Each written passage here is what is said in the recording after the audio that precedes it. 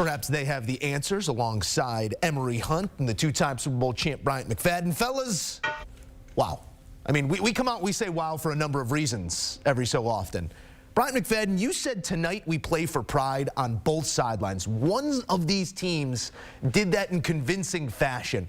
But take me through what you saw. I mean, 21 points in the first 9 minutes was about all we had to see in this one, but no pullback by the Chargers in this spot. What stood out to you most over this 60 minutes of football? Well, the difference in the organizations, right, Joe, Emory, one team, when you look at the Raiders now, remember coming into tonight's matchup, both teams had the same record, right? The same record. And mathematically speaking, they still have an outside chance to make a playoff push. But from start to finish, we saw one team, one group of guys, players, playing for their coach, believing in their coach, playing for their coach. The other did not. It's safe to say Brandon Staley has lost the locker room. It's safe to say Brandon Staley has lost the team. Antonio Pierce, he has gained the locker room. He's gained the team, and that's what we saw. Remember, this was the same team that we watched last week at home against the Minnesota Vikings score 0 points. We saw the same type effort from the defensive side because they only allowed 3 points to Minnesota, but offensively scored nothing. As you mentioned in the first 8-9 minutes, Joe, they had 21 points.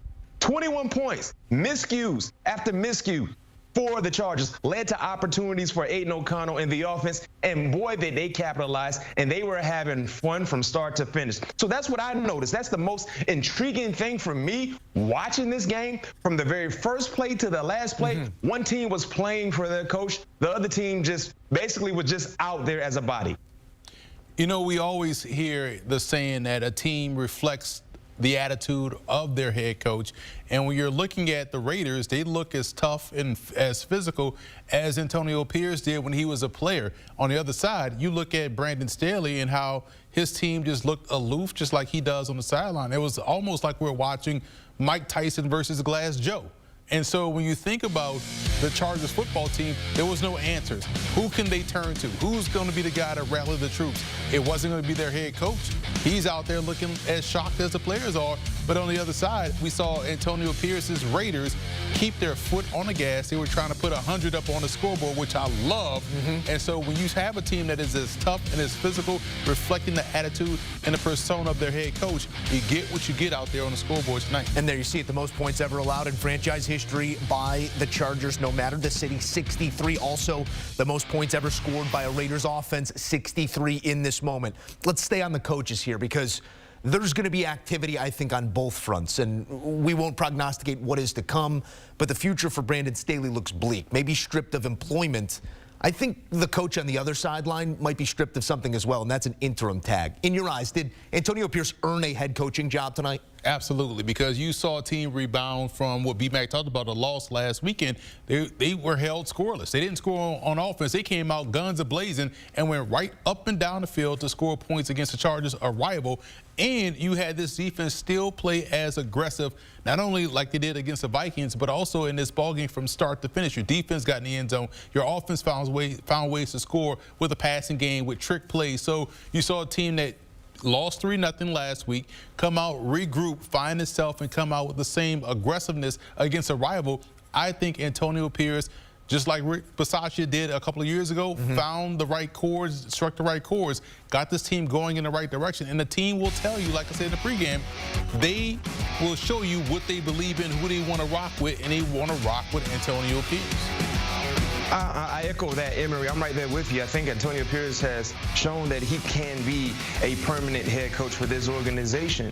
Two things I believe, and I know head coaches should have. The ability to lead. Leaders of men. That has to be the first thing you have in your repertoire as a coach. The ability to lead. Next, you got to be relatable. You got to be relatable to different age groups in the locker room, different personalities, different characters, because when you're relatable, guys, they gravitate to that said coach. They're willing to run through a wall for that coach, even when the future looks extremely bleak.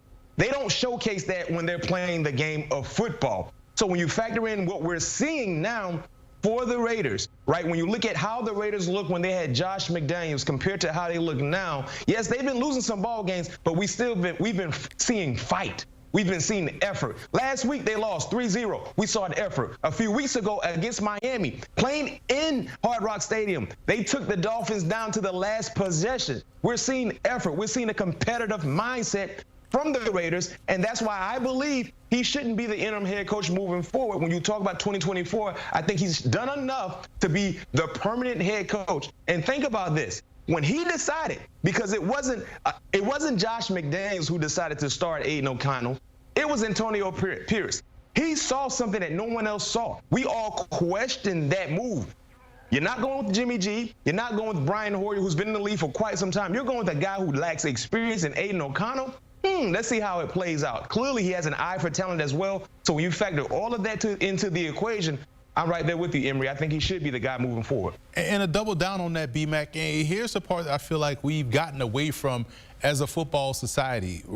I don't know when this trend started that you have to have had a head coach that either is a great play caller or great with the X's and O's or a great defensive mind. A head coach, to your point, B-Mac, has to be able to delegate, manage, and really have the pulse of everyone on the football team. We're seeing Antonio Pierce do just that. We are not talking about what is his game plan, his X's and O's strategy on both sides of the ball. On the other side, we're seeing Brandon Staley, who got the job because he was a great defensive guy. He was the guy that's going to get that defense up to speed. And all we've seen from him is his defense struggle. And we see this other times with offensive coaches who want to continue to call plays and not hire an offensive coordinator. And we've seen guys struggle like that. Nathaniel Hackett comes to mind. If you're a head football coach, kind of like a special teams coordinator, you have to have the pulse of the whole team and trust that you can delegate to your assistants to get those guys to get those players up to speed. And I feel like we're seeing what a head coach looks like and Antonio Pierce. Learned a lot from those first 50 minutes of football, but I think we learned something from the last 10 too. Pierce coaching his guys hard,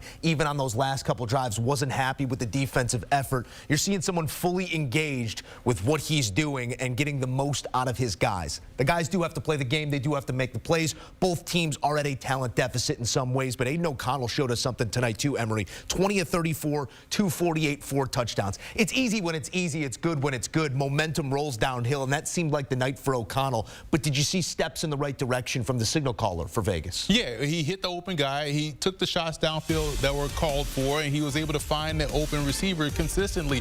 And even when he took sacks and even when things didn't go well on certain drives, he stayed with it, stayed aggressive, stayed active, and found even more success. So I like that he's playing his game.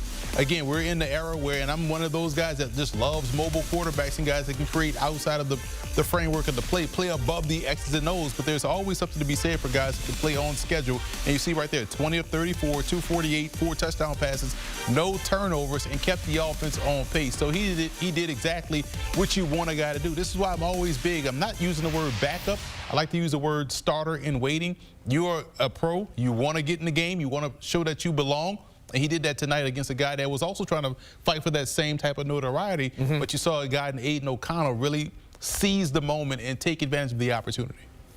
Yeah, you remember what I said during the pregame show? Both guys are trying to show the organization that they can be a reliable backup for their team moving forward, because either guy is not considered to be QB1 just for this year until the season is over. I think Aiden O'Connell is continuing to gain the confidence from the organization, earn the confidence from the organization that he can be the guy moving forward. And then also, too, just a placeholder when need be, if he needs to come in from time to time if the injury happens to QB1.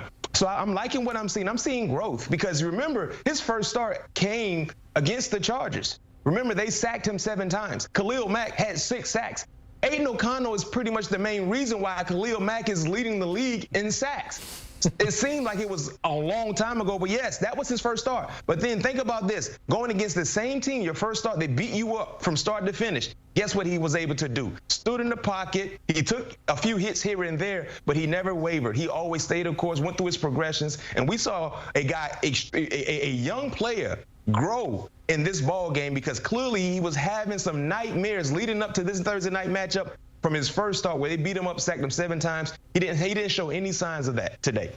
down both a tackle and his starting running back in this spot as well, also worth mentioning here. Let's take a look at the playoff picture in the AFC. We do it each and every time we have one of these primetime games, and I know neither of these two teams are going to be all that big of a player here, but let's just use this as framework to further conversation here, because the road ahead for the Chargers includes a number of these teams. The schedule we're looking at here for Los Angeles is Buffalo, Denver, Kansas City. Big-time players with a lot on the line. Going to be tough football games to win, even if you're firing on all cylinders. B-Mac, how do you pull yourself up from the bootstraps after something like this? You know you're moving forward with Easton's stick. You know you got injuries on the outside. You know you just got 60-something hung on you by a team that got shut out the week prior. Where's the leadership in the room? Who would you point to get this team back on track? Joe, that's a great question. I don't think there's an answer to that question. I don't think they have any sound leadership on their team. And I understand, mathematically speaking, we saw them on the graphic as still, quote unquote, in the playoff hunt. No, throw them out. They're not in the playoff hunt. They're not. 5-9, mathematically speaking, the math is mathing right, but no, the math is all the way wrong. They're not in the playoff picture. Throw them out. In regards to your question, who leader? I don't know. Emery and I were sitting there, Mac. Like, if you go through the roster, and we don't know these men personally, but you don't have the guy on the sideline who is, when you're down 21-0, 9 minutes into a football game, getting in dudes' faces. You don't have the rah-rah head coach who's going to get that out of it. Like, how do you get back from something as devastating as this? I would say maybe Keenan Allen should be one of the quality leaders. I don't know if he was on the sideline tonight or not. We saw Justin Herbert on the sideline, but he's not a very, very vocal guy. And that's why I think they need to change the mindset with the head coach, because they came out flat. Let's keep it real, right? I think we saw 2 fumbles in the first quarter that led to scoring opportunities for the Raiders. So they came out flat. And I'm a former player that was coached from an old school coaching mentality, where if you did things that you were not supposed to do continuously in a ball game, they're going to let you hear it. You're going to feel it. And oftentimes when you see guys screw up, just miscues after miscue, like the muff punt, the fumble. I mean, you come to the sideline, you usually knew you were going to get chewed out by somebody. When you watch the Chargers, guys that were fumbling the football, guys that weren't doing what they were supposed to do, no one was getting on them. They were not being held accountable. And that's my issue. For a team that been playing bad football, you still got an outside shot. We're playing against a team that has the same struggles we have going on. Yes, they're going with their backup quarterback who started more games than our guy, but yet still he's a backup quarterback. He's a first-year guy. So they've been struggling. So when you don't have the sound leadership on a football team, it puts more of that on the coaches, on the head coach. And we didn't see that. As you mentioned, Emery, how many times did we look at Brandon Staley on the sideline and it was like watching the deer in the headlight? He didn't know. He couldn't control the situation. So that's why they're in this situation they're currently in. And I don't know if they have that leader on their team, on the roster, personnel-wise, that can get guys together, get them talk to them in their face. Sometimes you got to be harsh with your words. It's football, right? It's an emotional game. We don't see that, and that's why they're in the position they're in. And if it was me, I would be the type of coach, no, we're not having this. You know what I mean? Prime example, what did Antonio Pierce do in the fourth quarter when the backups were not doing what they're supposed to do on the defensive side? What did we see him doing from the sideline? Yelling, getting on the guys. And guess what the players did? My bad, coach. You're right. You saw them, they're nodding their head. Staley, you got to show us. You got to give them that, guys. We feed off that as players. And running out of opportunities, or so it seems. Just gave up 63 as a defense to Aiden O'Connell. You're looking at Josh Allen, Russell Wilson, and Patrick Mahomes on the way home. Fellas, great work as always. We'll see if we can get some better work out of these Chargers. But on this night, it's the Raiders, 63-21. There's only one place to be from here until we say goodbye to Week 15. That's with us on Game Day Scoreboard. They get to zeros, we get to going. Highlights, reactions, sound you won't get anywhere else each and every Sunday starting at 4 Eastern. Join us on Game Day Scoreboard.